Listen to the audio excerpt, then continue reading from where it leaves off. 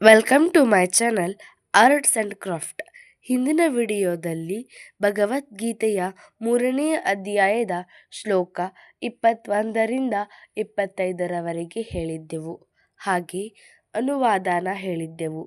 ಇವತ್ತಿನ ವಿಡಿಯೋದಲ್ಲಿ ಶ್ಲೋಕ 26ರಿಂದ ಶುರು ಮಾಡೋಣ. ಈಗ ಶ್ಲೋಕ 26. ನ ಬುದ್ಧಿಭೇದಂ ಜನಯೇದ್ ಜ್ಞಾನಂ ಕರ್ಮ ಸಂಜ್ಞಾನಾಂ ಜೋಷಯೇತ್ ಸರ್ವಕರ್ಮಾಣಿ ವಿದ್ವಾನ್ ಯುಕ್ತ ಸಮಾಚರನ್. ಈಗ 26ನೆಯ ಶ್ಲೋಕದ ಅನುವಾದ. ಪಾರ್ಥ, ನಿಯತ ಕರ್ತವ್ಯಗಳ ಕರ್ಮಫಲಕ್ಕೆ ಅಂಟಿಕೊಂಡಿರುವವರ ಕೆಲಸವನ್ನು ನಿಲ್ಲಿಸಿಬಿಟ್ಟರೆ ಅವರ ಮನಸ್ಸು ಕಲಗುತ್ತದೆ. ಆದುದರಿಂದ ವಿದ್ವಾಂಸನು ಅವರ ಕೆಲಸವನ್ನು ನಿಲ್ಲಿಸಿಬಿಡಬಾರದು. ಭಕ್ತಿಭಾವದಿಂದ ಕೆಲಸ ಮಾಡಿ ಆತನು ಅಜ್ಞಾನಿಗಳನ್ನು ಎಲ್ಲ ಬಗೆಯ ಚಟುವಟಿಕೆಗಳಲ್ಲಿ ತೊಡಗಿಸಬೇಕು. ಕೃಷ್ಣ ಪ್ರಜ್ಞೆಯ ಕ್ರಮಕ್ರಮವಾದ ಬೆಳವಣಿಗೆಗಾಗಿ ಈಗ ಶ್ಲೋಕ 27.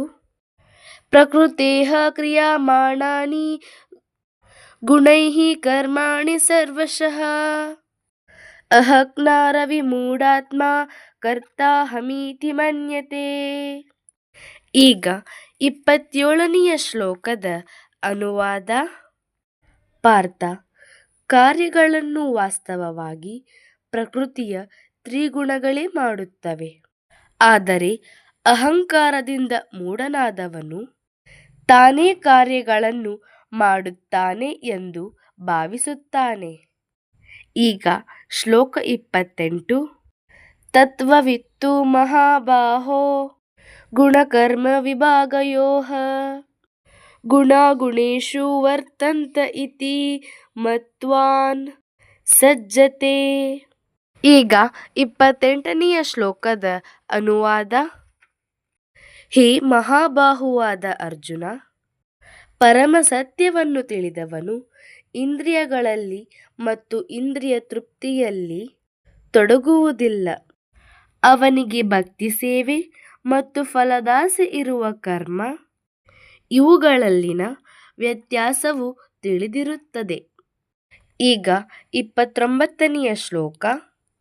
ಪ್ರಕೃತಿರ್ಗುಣಸಮೂಢ ಸಜ್ಜಂತೆ ಗುಣಕರ್ಮಸು ತಾನ ಕೃಷ್ಣ ವಿದೋ ಮಂದಾನ್ ಕೃಷ್ಣವಿನ್ನ ವಿಚಾಲಯತೆ.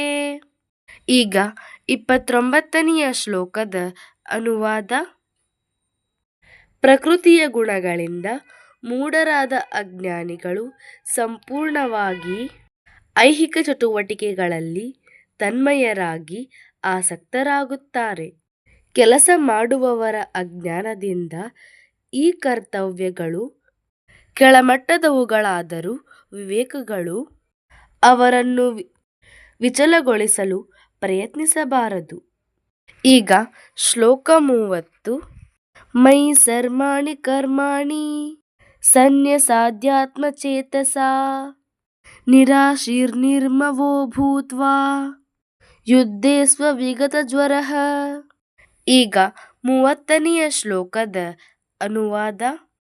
ಆದುದರಿಂದ ಅರ್ಜುನ, ನಿನ್ನ ಎಲ್ಲ ಕರ್ಮಗಳನ್ನು ನನಗೆ ಅರ್ಪಿಸಿ ನನ್ನನ್ನು ಸಂಪೂರ್ಣವಾಗಿ ಅರಿತುಕೊಂಡು ಫಲಾಪೇಕ್ಷೆ ಇಲ್ಲದೆ, ಒಡೆತನದ ಭಾವವಿಲ್ಲದೆ, ಜಡತ್ವ ಇಲ್ಲದೆ ಯುದ್ಧ ಮಾಡು. ಮುಂದಿನ ಶ್ಲೋಕವನ್ನು ಮುಂದಿನ ವಿಡಿಯೋದಲ್ಲಿ ಹೇಳುತ್ತೇನೆ. ಈ ವಿಡಿಯೋ ಇಷ್ಟ ಆದರೆ ಲೈಕ್ ಮಾಡಿ, ಶೇರ್ ಮಾಡಿ, ಕಮೆಂಟ್ ಮಾಡಿ, ಹಾಗೆ ಸಬ್ಸ್ಕ್ರೈಬ್ ಮಾಡೋದನ್ನು ಮರಿಬೇಡಿ. Bye bye. Thanks for watching.